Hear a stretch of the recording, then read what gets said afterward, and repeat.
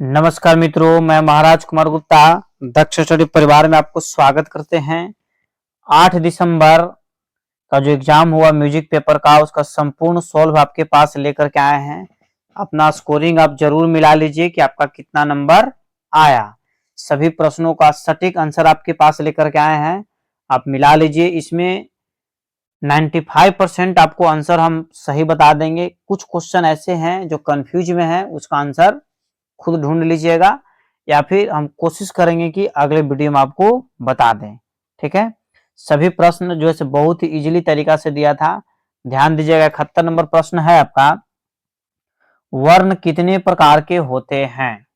वर्ण कितने प्रकार के होते हैं? तो वर्ण आपको 4 प्रकार के होते हैं। वर्ण कितने प्रकार के होते हैं? 4 प्रकार के। 4 प्रकार कहने का मतलब कि आंसर क्या हो जाएगा? बॉल हो जाएगा। वर्ण कितने प्रकार के होते हैं? तो 4 प्रकार के। अगला प्रश्न है कि षडज ग्राम का प्रारंभ स्वर किससे होता है? षडज ग्राम का प्रारंभ स्वर किस स्वर से होता है? तो स से होता है, ये नंबर। ठीक है, षडज ग्राम का प्रारंभ किस स्वर से होता है? तो स से होता है। ठीक है, मध्यम ग्राम में प किस श्रुति पर होती है? मध्यम ग्राम में प किस श्रुति पर होती है? तो आपको याद रखना है कि 16वीं श्रुति पर होती है। मध्यम ग्राम में प किस श्रुति पर होती है? तो 16वीं श्रुति पर होती है। 74 नंबर आपका क्वेश्चन है कि मूर्छना में स्वरों का क्रम होता है। मूर्छना में स्वरों का क्रम होता है, तो इसका आंसर आपको हो जाएगा क्रमिक, एप्पल हो जाएगा। ठीक है, अगला प्रश्न आपको 75 नंबर है कि जो चिन्ह ऐसे आई है माइनस टाइप का नीचे दिया हुआ, किस अलंकार के लिए प्रयुक्त होता है? ये क्वेश्चन थोड़ा सा कंफ्यूज है, फिर भी आपको हम बता देते हैं कि कोमल के लिए प्रयुक्त होता है। किसके लिए? कोमल के लिए, अर्थात इसको आप मार सकते हैं उपयुक्त में से कोई नहीं, ई मार सकते हैं। ठीक है, इसका कंफ्यूज में इसको रखिए। अगला प्रश्न है कि कण के कितने प्रकार होते हैं? कण के 76 नंबर क्वेश्चन है कि कण के कितने प्रकार होते हैं? तो कण के आपको 2 प्रकार होते हैं, बी नंबर। कण के कितने प्रकार होते हैं? 2। ठीक है, देखिए इसलिए हम इस तरीका का आंसर आपको बता रहे हैं ताकि सेट सबका अलग अलग है। सेट नंबर ए है। ठीक है, तो सभी व्यक्ति सेट के अनुसार अपना अपना आंसर टिक आउट कर लीजिएगा। अगला प्रश्न है आपका, ध्यान दीजिएगा, 77 नंबर कि स रे रे लय कौन सा प्रकार है? स रे रे लय कौन सा प्रकार है? तो इसका आंसर बच्चों हो जाएगा आपको आड़ है। क्या है? आड़, मतलब सी नंबर। ठीक है, नेक्स्ट प्रश्न है आपका 78 नंबर, किस ताल की प्रथम मात्रा पर खाली होती है? किस ताल की प्रथम मात्रा पर खाली होती है? तो 78 का आपको आंसर हो जाएगा बच्चों सी नंबर, मतलब रूपक। ठीक है, किस ताल की प्रथम मात्रा पर खाली होती है? तो रूपक पर होती है। ठीक है, इस प्रकार नेक्स्ट पेज पर हम लोग चलते अब हैं। 79 नंबर क्वेश्चन आपका है कि ध्यान दीजिएगा, 79 नंबर पर थोड़ा सा ध्यान दीजिए, क्वालिटी कम में आ रहा है इसलिए नजर नहीं पड़ पा रहा है। ठीक है, समय सिद्धांत में कितने प्रहर होते हैं? समय सिद्धांत में कितने प्रहर होते हैं? तो इसका आंसर हो जाएगा 8 प्रहर होते हैं। समय सिद्धांत में कितने प्रहर होते हैं? 8 प्रहर होते हैं। भारत खंडे कृत क्रमिक पुस्तक मलिका के कितने भाग हैं? बहुत ही महत्वपूर्ण प्रश्न आपका है।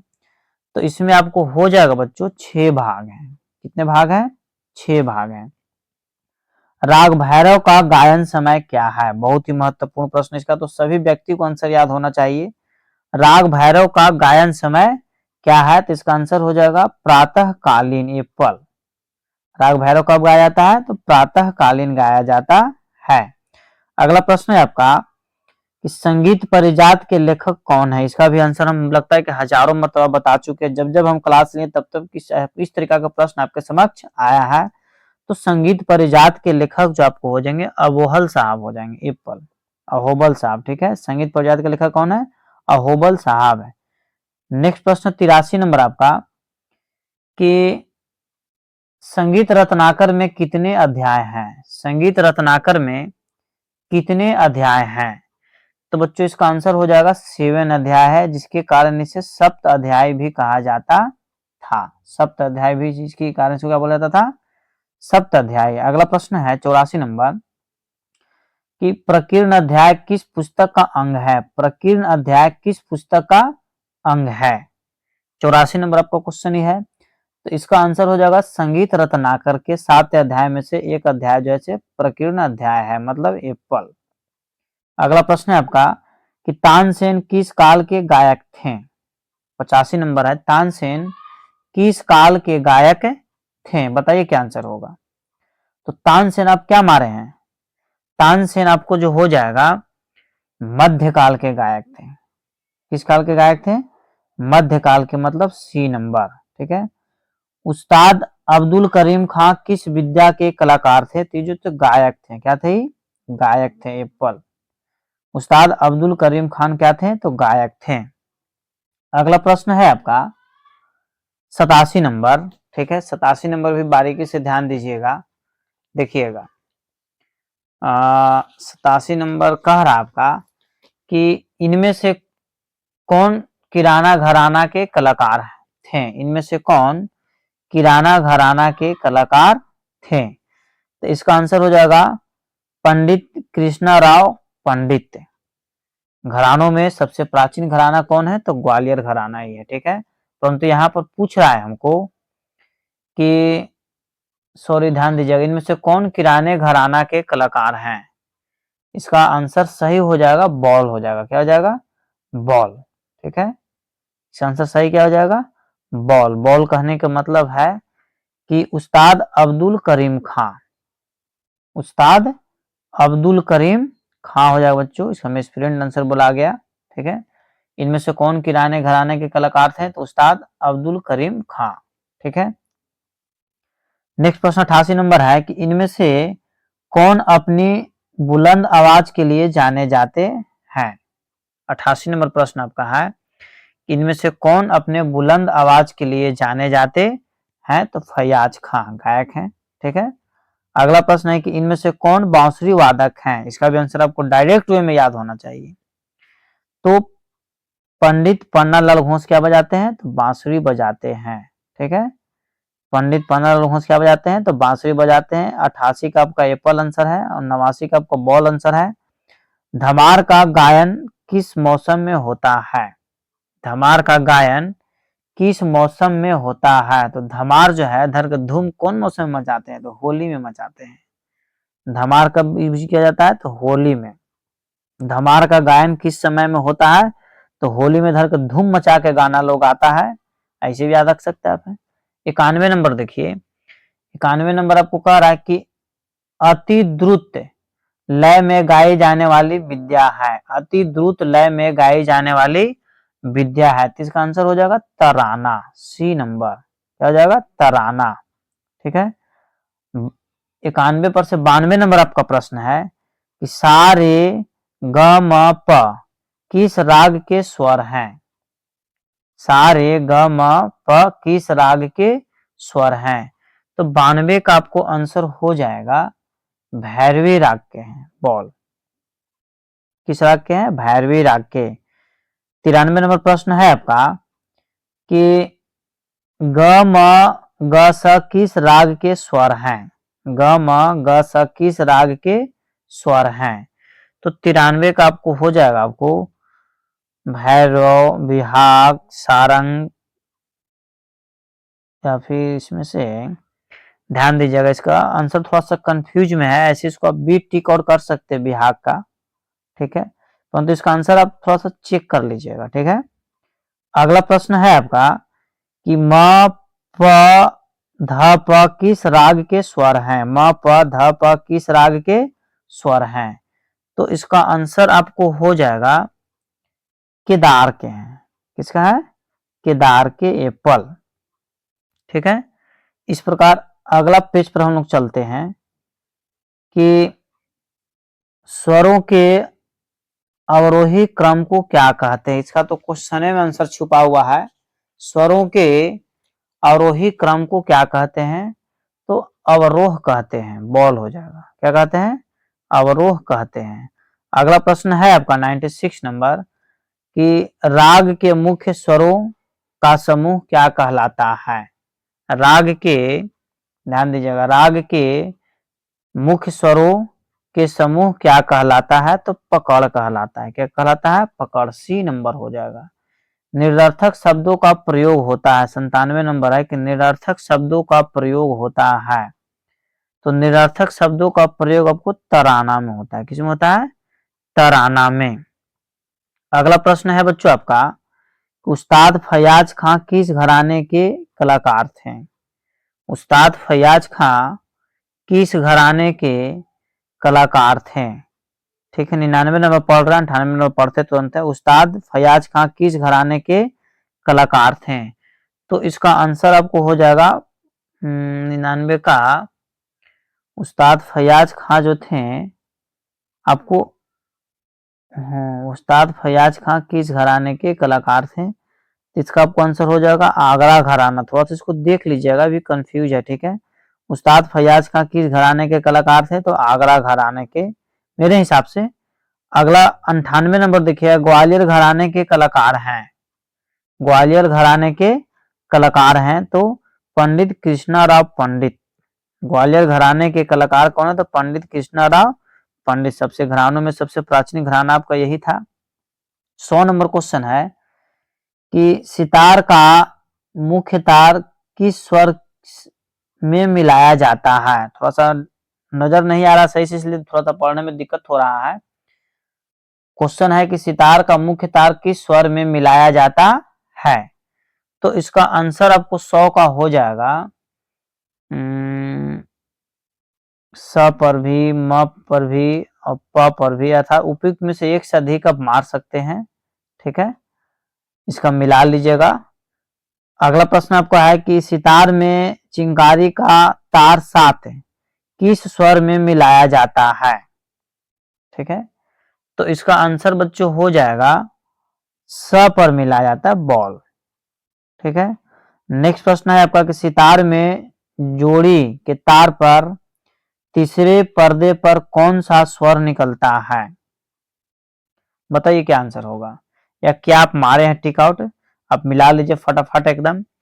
तो 102 नंबर का आपको इसमें मार सकते हो, उपयुक्त में से कोई नहीं, क्योंकि कंफ्यूज वाला प्रश्न आपका ही है। ठीक है, अगला प्रश्न है कि गजरा किस वाद्य का अंग है? बहुत ही महत्वपूर्ण प्रश्न है। गजरा किस वाद्य का अंग है? तो तबला। सी। ठीक है, चाटी एवं स्याही के बीच के भाग को क्या कहते हैं? बहुत ही महत्वपूर्ण प्रश्न आपका दिया था। चाटी एवं स्याही के बीच के भाग को लव कहते हैं, बॉल। क्या बोलते हैं? लव कहते हैं। अगला प्रश्न है आपका, तत्ववाद की श्रेणी में कौन सा वाद्य नहीं आता है? तत्ववाद की श्रेणी में कौन सा वाद्य नहीं आता है? तो तबला नहीं आएगा। तबला तत्ववाद में नहीं आता। ठीक है, सी नंबर। अगला प्रश्न है आपको, वाद्य 4 प्रकार का है ना, तो तबला जो है आपको किस में हो जाएगा? बताइए, अवनथ में हो जाएगा। तो क्या तत् मतलब तार वाला पूछ रहा है, कौन नहीं है। अगला प्रश्न है आपका 106 नंबर कि निम्न में से कौन सी ताल विषय मात्रा की है? निम्न में से कौन सी ताल विषम मात्रा की है? ठीक है, तो इसका आंसर आपको हो जाएगा रूपक ताल विषम मात्रा की है। ठीक है, अगला प्रश्न है कि दीर दा रा दा रा किसके बोल हैं? तो इसका आंसर बच्चों बताइए क्या होगा? इसका आंसर आपको हो जाएगा मस्जिद खानी, बॉल। क्या हो जाएगा? मस्जिद खानी, बॉल। ठीक है, अगला प्रश्न है किस गायन विद्या में लयकारी की जाती है? किस गायन विद्या में लयकारी की जाती है? तो इसका आपको आंसर हो जाएगा बॉल, ध्रुपद में। किस गायन की विद्या में लयकारी की जाती है? तो ध्रुपद में। राग देश की पहचानिए, मतलब राग देश इनमें से कौन है? बताइए। राग देश इनमें से आपको बॉल नंबर हो जाएगा, रे म प नि ध। रे म प नि ध मतलब बॉल। ठीक है, 110 नंबर आपका प्रश्न है कि उस्ताद बड़े गुलाम अली खां का जन्म कब हुआ था? तो 2 अप्रैल 1902 ईस्वी में, अप्रैल। ठीक है, पंडित वेंकटमुखी ने किस सिद्धांत को बनाया था? तो इसका आंसर आपको हो जाएगा बॉल, 72 मेलों का इन्होंने बनाया था। पंडित रविशंकर किस घराने के कलाकार हैं? तो पंडित रविशंकर साहब आपको मैहर घराने के कलाकार हैं। ठीक है। अगला प्रश्न है कि पंडित मुरेश्वर खरे ने किस पद्धति का निर्माण किया था। बहुत ही महत्वपूर्ण प्रश्न आपका है कि पंडित मुरेश्वर खरे ने किस पद्धति का निर्माण किया था। तो आपको हो जाएगा रागांग का निर्माण किया था, सी नंबर। ठीक है। पंडित निखिल बनर्जी के सितार में कितने मुख्य तार हैं। देखिए ये भी आपको कंफ्यूज वाला प्रश्न है। ऐसे सितार में मुख्य रूप से 7 तार होते हैं, परंतु यहाँ पर पंडित निखिल बनर्जी थोड़ा सा दे दिया है। ऐसे तो इसको 7 टिक आउट कर सकते हैं, समझ गए, क्योंकि सितार में 7 ही तार होबे करता है। फिर भी इसका कंफ्यूज में है, इसका आंसर आने दीजिए या फिर गूगल पर ढूंढिए। ठीक है। अगला प्रश्न आपका है 115 नंबर कि राग मधुवती का विकृति स्वर है। राग मधुवती का विकृति स्वर है, बताइए क्या आंसर होगा। राग मधुवती का विकृति स्वर जो आपको हो जाएगा नी हो जाएगा। क्या हो जाएगा, एक सेकंड रुक जाइए थोड़ा सा। नी नहीं, इसको रे आप कर सकते हैं, एप्पल टिक आउट कर सकते हैं। ठीक है। ये भी कंफ्यूज में आपको प्रश्न है। राग मधुवती का विकृति स्वर क्या है, तो ग। ग मतलब एप्पल आप टिक आउट कर सकते हैं, ग। ठीक है। अगला प्रश्न है 9 श्रुतियों का अंतर किसमें है। 9 श्रुतियों का अंतर किसमें है, तो स और म में, एप्पल हो जाएगा। ठीक है। स्वरों की कुल संख्या कितनी है, तो स्वरों की कुल संख्या आपको 12 है। कितना है, 12 है। ठीक है। अगला प्रश्न है कि विकृति जातियों की संख्या कितनी है, तो विकृति जाति आपको 11 होता है और शुद्ध जाति कितना होता है, 7 होता है। शुद्ध जाति कितना होता है, 7। विकृति जाति कितना होता है, 11 होता है।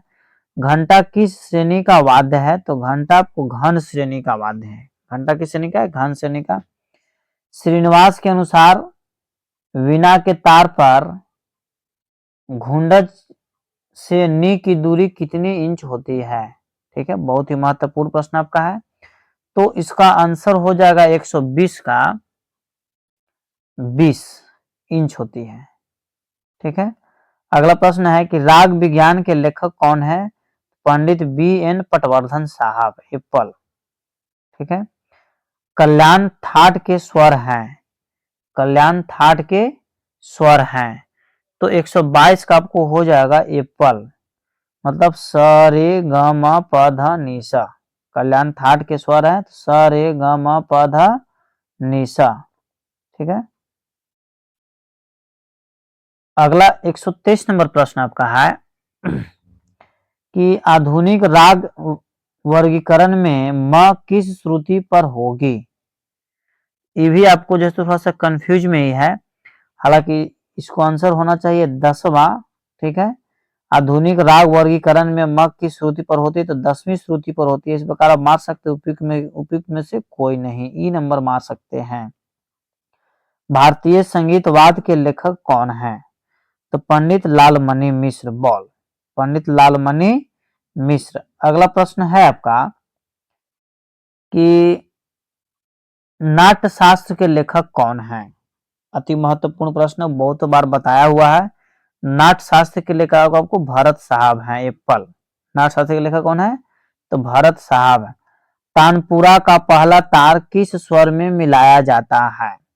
126 नंबर आपका है कि तानपुरा का पहला तार किस स्वर में मिलाया जाता है, तो 126 का आपको हो जाएगा प पर मिलाया जाता है, सी नंबर। ठीक है। अगला प्रश्न है कि बिना पर्दे वाले तत्ववाद का नाम क्या है। बिना पर्दे वाले तत्ववाद का नाम क्या है, तो सरोद है। ठीक है। बिना पर्दे वाले तत्ववाद का नाम क्या है, तो सरोद है। राग भैरव को पहचानिए।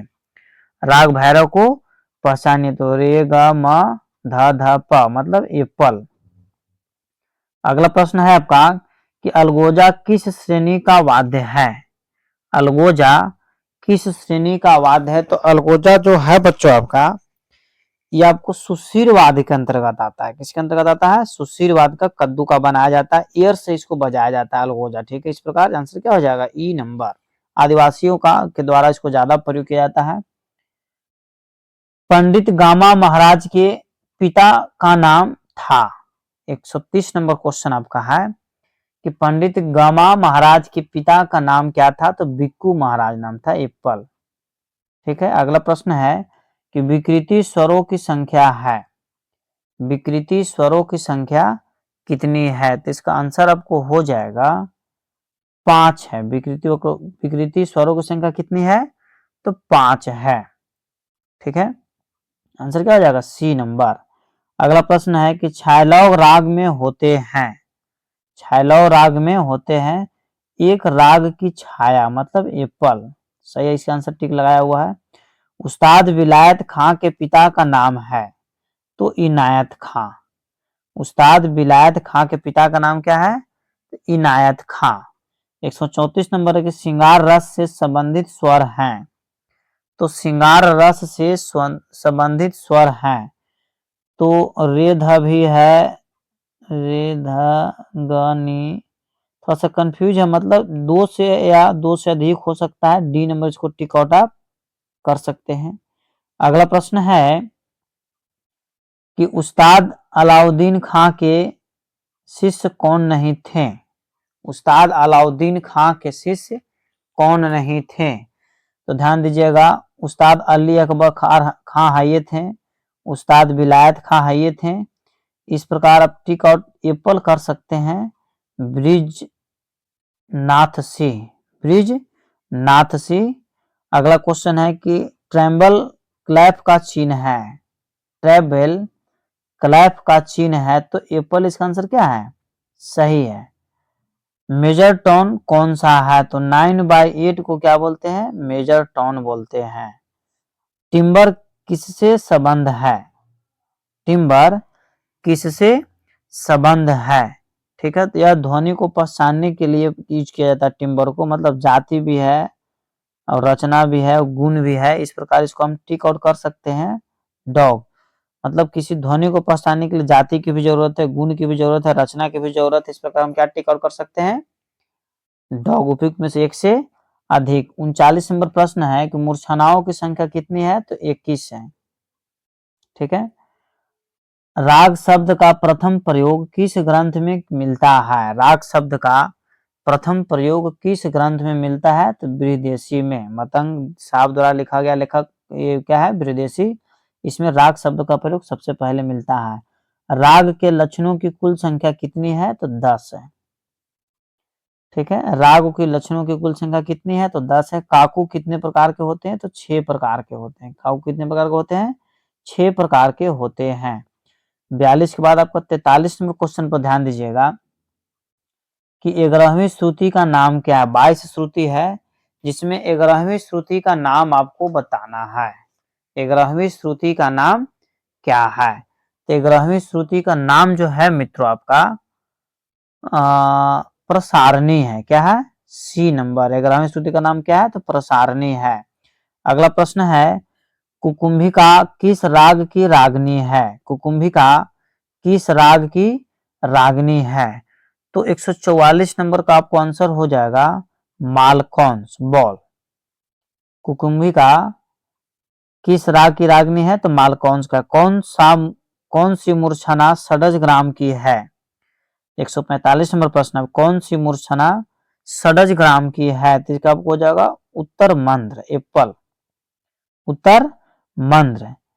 गमक को किस चिन्ह से दर्शाया जाता है, इसका सटीक आंसर तो अभी तक नहीं पता चला है, बहुत बार इसको खोजने की कोशिश किए। इसका आंसर आने दीजिए, बोर्ड आंसर देगी। गमक को किससे इंडिकेट किया जाता है, ऐसे हम कोशिश करेंगे कि आपको आंसर क्लियर कर दें। 147 नंबर प्रश्न आपका है कौन सा